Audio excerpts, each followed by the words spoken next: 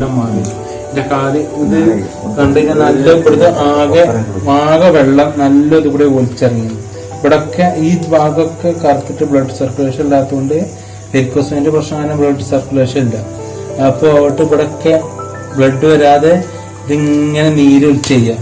Blood ഇല്ല ഇതില്, നീരൊലിക്കലായിരുന്നു. ഇവിടൊക്കെ ഈ ഭാഗം ഈ പോർഷൻ മാത്രമുള്ള ഇപ്പൊ ഇതുള്ളൂ.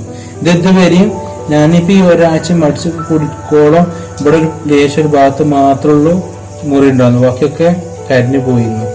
ഇവിടൊക്കെ ഈ തോലൊക്കെ അങ്ങോട്ട് ഇങ്ങനെ മുട്ടിയിരുന്നു ഏകദേശം.